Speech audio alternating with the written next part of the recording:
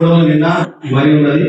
అందుకోసమే ఏ రాజకీయ నాయకులు కానీ ప్రధానమంత్రి కానీ లేదా ముఖ్యమంత్రి కూడా వాళ్ళందరూ ఏమంటున్నారంటే వరి వస్తు తగ్గిద్దామని. తర్వాత ముఖ్యంగా వరి పండించడానికి కూడా ఎక్కువ నీరు అవసరం.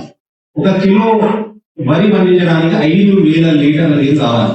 1 కిలో వరి పండించడానికి 5,000 లీటర్ల నీరు కావాలి. అంత నీరు అవసరం అంటే ఒకప్పుడు ఆహారం కావడం అవసరం, కానీ ఇప్పుడు ఎక్కువ ఉన్నది కాబట్టి వరి బదులుగా ప్రత్యేక పంటలు వేయాలనే ఉద్దేశంతో మనం ఈ కార్యక్రమం చేపట్టాం. అందులో ముఖ్యంగా కూరగాయలు చాలా మేలు చేస్తాయి. కూరగాయలన్నీ సంరక్షక ఆహారాలు అంటాం. అంటే మన రోగ నిరోధక పెంచుతాయి, మనకు ఎన్నో విటమిన్లు ఇస్తాయి, పోషకాలు అందిస్తాయి. కాబట్టి కూరగాయలు పండియాలని. ఇంకొకటి కూరగాయలు ఎందుకు పండియాలంటున్నాం అంటే మన రాష్ట్రం కూరగాయలు సెల్ఫ్ సఫిషియన్సీ లేదు. అంటే ఇతర రాష్ట్రాల నుంచి మనం దిగుమతి చేసుకుంటాం కూరగాయలు. ముఖ్యంగా టమాటా విషయానికి వస్తే మనకు చిత్తూరులో వస్తాయి. సో చిత్తూరులో పండించిన టమాటా ఇక్కడికి రావడం మనం అనుకుంటే మనం పండించాలి. చిత్తూరు నుంచి ఒక 400-500 కిలోమీటర్లు ప్రయాణం చేసి టమాటా వచ్చేది మన దగ్గర అనుకుంటే దానికి మనకు తర్వాత మామూలుగా అన్ని పంటలు, ధాన్య పంటలు కానీ, పప్పు పంటలు కానీ చేతులు రావాలంటే మనకి ఎన్ని రోజులు కావాలి? 4 నెలలు 5 నెలలు కావాలి.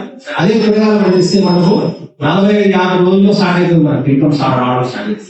తర్వాత ఆరోగ్య రీత్యా కూడా కూరగాయలు పండియాలి. మెడికల్ రీసెర్చ్ లో కూడా ఏమంటారంటే ప్రతి రోజు మనిషి ఒక మనిషి సగటు మనిషి 50 కిలోల బరువు ఉన్నటువంటి మనిషి రోజుకి 300 గ్రాముల కూరగాయలు తినాలి. కానీ మనం తక్కువ కానీ ఈ కూరగాయలు అనేది పండించిన అవసరం ఉన్నాయి. అయితే ఈ కూరగాయలు పండించడంలో కొన్ని సలక భాగాలు కొన్ని విషయాలు నేను యాడ్ చేస్తాను.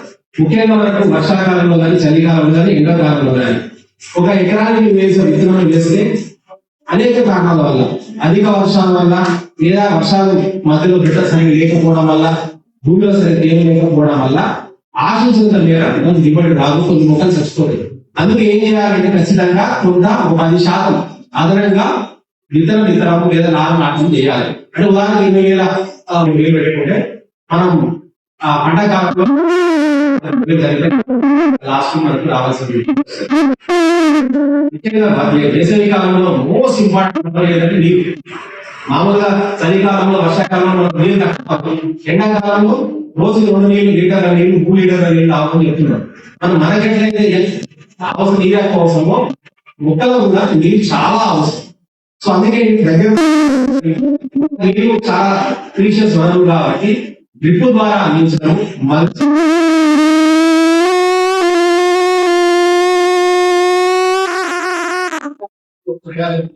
అంటే నీటి సంరక్షణ కోసం ఖచ్చితంగా ఈ డ్రిప్ పద్ధతి ద్వారా అందించడం ఏంటంటే మొక్క యొక్క వేరు వ్యవస్థ దగ్గర మాత్రమే ఇదండి. ఈ మంచిగా చేయడం వల్ల కూడా ఏమైతుంది, భూమిలో ఉన్నటువంటి సంరక్షించడం. మళ్ళీ చేయడం అట్లా వదిలిపెట్టలేదు. బాష్పోసేట్ బాగా కొత్త నీరు కావాలి.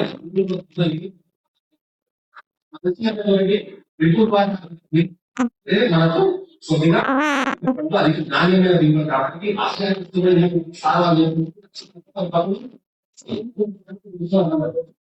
50-60 అధికంగా నగరాలు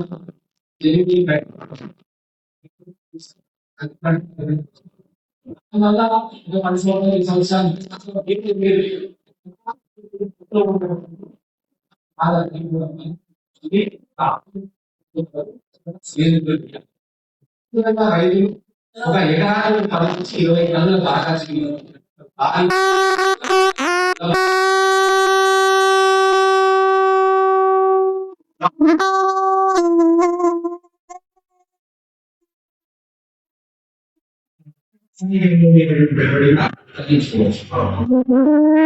సస్యరక్షణ చర్యలు విషయానికి వస్తే మనం ముఖ్యంగా ఈ ఎండాకాలంలో వచ్చే సమస్య ఏంటంటే రసం పీల్చేప్పుడు బాగా అవసరం.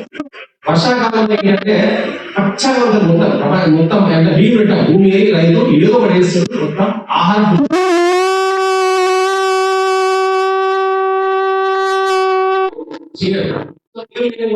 సో పంట ఏరియా తగ్గిపోతుంది, పంట ఏరియా తగ్గిపోతుంది, ఆహారం తగ్గిపోతుంది.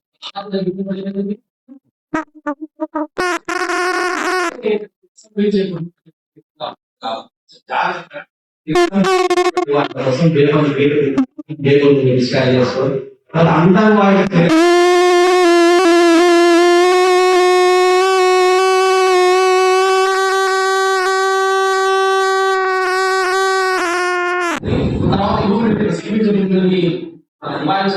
జిడ్డు అట్టలు బ్లూ కలర్ చార్ట్స్ కానీ white colour charts yellow colour charts పసుపు రంగు అట్టలు ఇట్లా పెట్టుకోవడానికి ఏంటంటే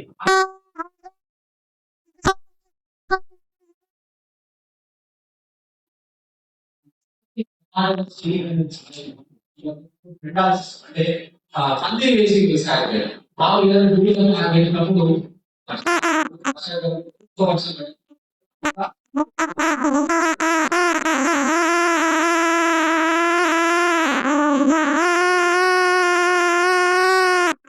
ఎక్కువ నాణ్యమైన దిగుబడులు ఎక్కువ దిగుబడి వస్తాయి కాబట్టి కూడా ఉద్యాన శాఖ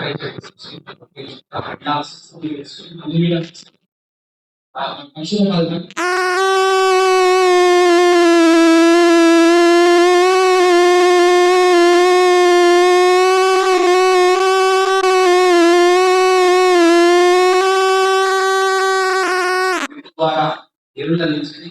తర్వాత ముఖ్యంగా కప్పులు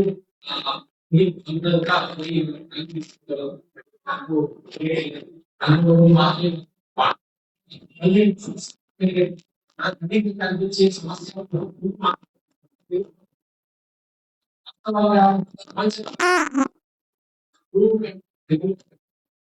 కప్పు వల్ల ఎక్కువ కష్టం జరుగుతున్నది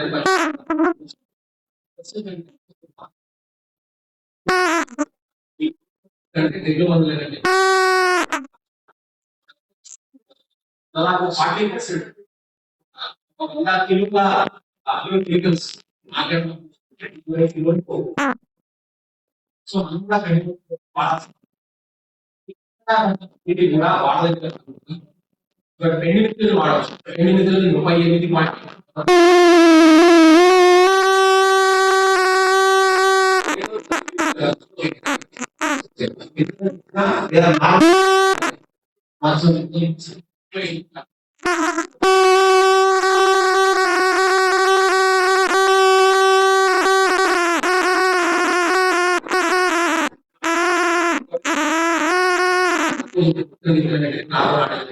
వాడినట్లయితే మనకు పైపాటుగా వాడే గడ్డి జాతి కలుపుకుందైతే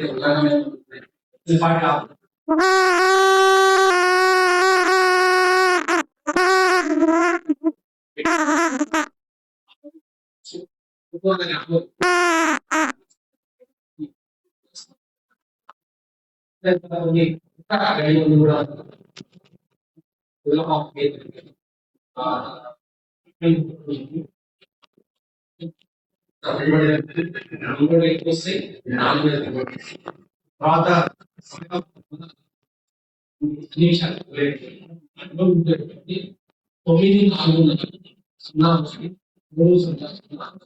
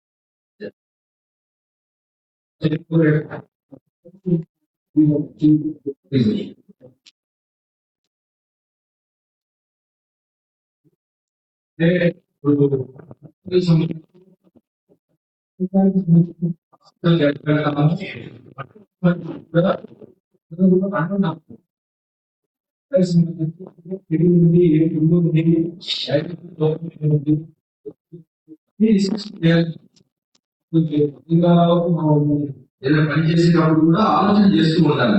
లేకపోతే ఏమవుతుందంటే ఎందుకంటే